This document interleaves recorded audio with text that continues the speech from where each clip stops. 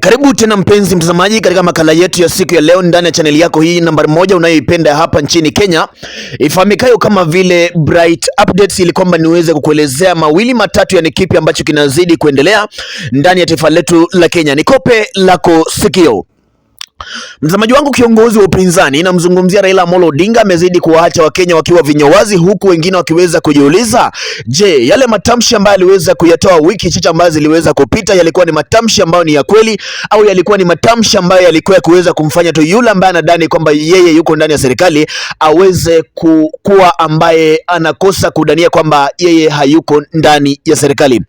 Tunavyozidi kuzungumza mtazamaji wangu, ni kwamba mambo yameweza kuharibika, mambo yameweza kuchemka, hali sio hali tunavyozidi kuzungumza sasa hivi katika taifa letu la Kenya. Na siku ya leo Raila Amolo Odinga ameweza kuonekana na kuweza kufanya jambo na ambalo msemaji wangu kweli limeweza kuacha wengi kuweza kukua wakibaki kuwa na alama ya mshangao, au wakiweza kukua na maswali yasiyokuwa na majibu.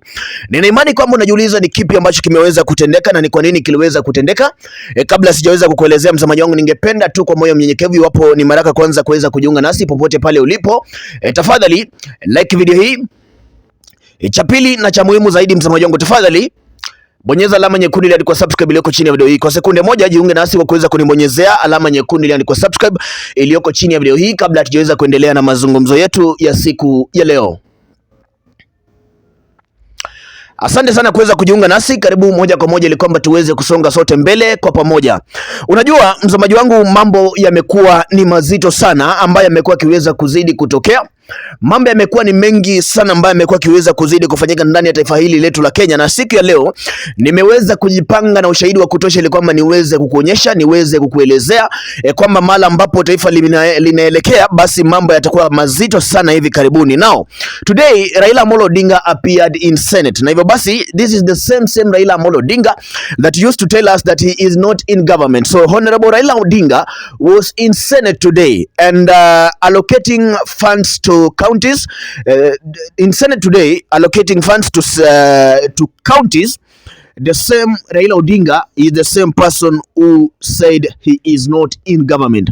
Na ambapo mtazamaji wangu, jambo hili limeweza kukua linawaacha wengi sana wakiwa na maswali, na ndiposa nikaweza kusema lazima niweze kufanya video hii ili kwamba niweze kuja nikueleweshe mtazamaji wangu ni mchezo upi huu ambao Raila Amolo Odinga anaucheza. Manake mchezo ambao Raila Amolo Odinga anaucheza ni mchezo ambao mtazamaji wangu ni mkubwa zaidi, lakini wengi kuweza kuuelewa imekuwa ni vigumu sana kuweza kupata kuuelewa. Lakini kitu cha kwanza ambacho ningependa uweze kufahamu ni kwamba Raila Amolo Odinga, tunavyozidi kuzungumza sasa hivi mtazamaji wangu, ni kwamba pia na yeye anataka kuweza kuwania kiti cha urais mwaka 2027 na yuko tayari kuweza kuliongoza taifa la Kenya mwaka 2027.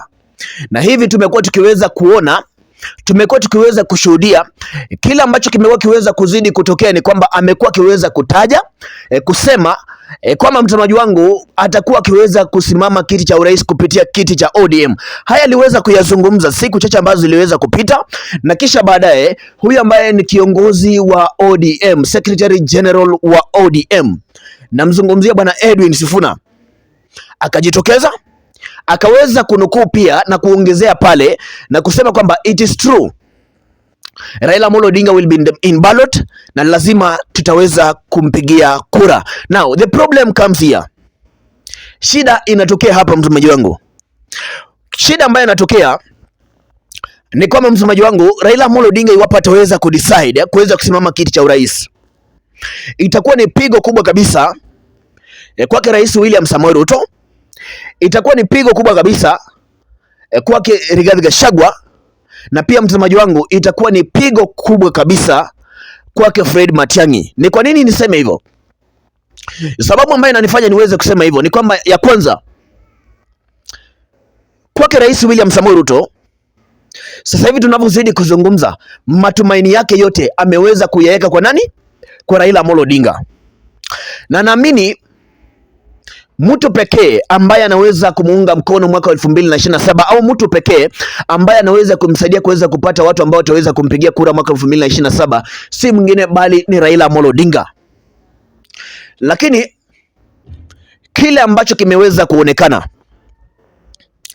kile ambacho kimeweza kufanyika msemaji wangu, ni kwamba Raila Amolo Odinga ameweza kuzungumza jambo ambalo limekuwa ni pigo kubwa kabisa, na jambo hili kuweza kuwa pigo ni kwamba if Raila Amolo Odinga dares to stand for any political seat or stands for presidential seat, watu kutoka upande wa Nyanza wataweza kumruka Rais William Samoei Ruto. Watu kutoka upande wa Nyanza wataweza kumpigia Raila Amolo Odinga kura, na upande wa Nyanza ni mahali ambapo mtazamaji wangu tunavyozidi kuzungumza sasa hivi matumaini yameweza kuegemea kule. Ni mahali ambapo tunavyozidi kuzungumza sasa hivi matumaini yote yako kule upande wa Nyanza, mtazamaji wangu, matumaini ya Rais William Samoei Ruto. So iwapo Raila Amolo Odinga will decide kwamba sasa hivi naenda kivyangu, rais atakuwa ameweza kupoteza completely, na zile semi ambazo zimekuwa zikiweza kuzidi kuendelea, zikiweza kusema kwamba one term, zikiweza kusema kwamba Rais William Samoei Ruto hataweza kupigiwa kura tena, zinaweza kuja kuwa a reality. But if Raila Amolo Odinga decides to support President William Samoei Ruto, kuna uwezekano wa 100% kama msamaji wangu Rais William Samoei Ruto akaweza kushinda uchaguzi tena wa 2027, na wale wote ambao wamekuwa kiweza kupiga kelele kusema must go, wabaki wakiwa wamedua, wabaki wakiweza kuzidi kuongea na kujiuliza ilikuwa vipi na ilitendeka vipi. So kwa sasa mtazamaji wangu, kuna kitu kimoja ambacho ningependa uweze kuelewa, manake sasa hivi tunavyozidi kuendelea au tunavyozidi kuzungumza, mambo yameweza kuchemka, mambo yako tofauti sana na mambo yameweza kuharibika. So lazima tuweze kuelimishana, lazima tuweze kuambizana ukweli kidogo, manake ukweli ndio ambao utaweza kuja kuwa suluhisho kwa kila ambacho tunakitarajia. So ukweli ambao ningependa niweze kukuelezea msamaji wangu ni kwamba Rigathi Gachagua alizindua chama chake. Rigathi Gachagua yuko naye Fred Matiang'i, and these two people that I've mentioned, Rigathi Gachagua and Fred Matiang'i, one of them ataweza kupewa nafasi au kiti cha kuweza kuweza kushindana na Rais William Samoei Ruto. Na msamaji wangu, kuna uwezekano wa 100% kwamba iwapo Rigathi Gachagua na timu yake hawataweza kushinda Rais William Samoei Ruto, wakaweza kukosa kushindwa au kukosa kukubaliana na matokeo ambayo yatakuwa. Jambo la pili, Rigathi Gachagua na Fred Matiang'i, kuna uwezekano wakaweza kumpiku Rais William Samoei Ruto asubuhi na mapema. Anything can happen anytime. Leo sitaki niweze kuzungumza sana mtazamaji wangu, manake sihisi vyema kabisa, lakini ningependa kama mnyenyekevu niweze kusikiliza maoni yako kwenye comment section. Je, unadhania kwamba Rigathi Gachagua anaweza kumshinda Rais William Samoei Ruto 2027? Tupe maoni yako kwenye comment section, na pia tena mtazamaji wangu usahau kuweza kulike video hii na kunibonyezea alama nyekundu ili subscribe iliyoko chini ya video hii. Bye bye for now.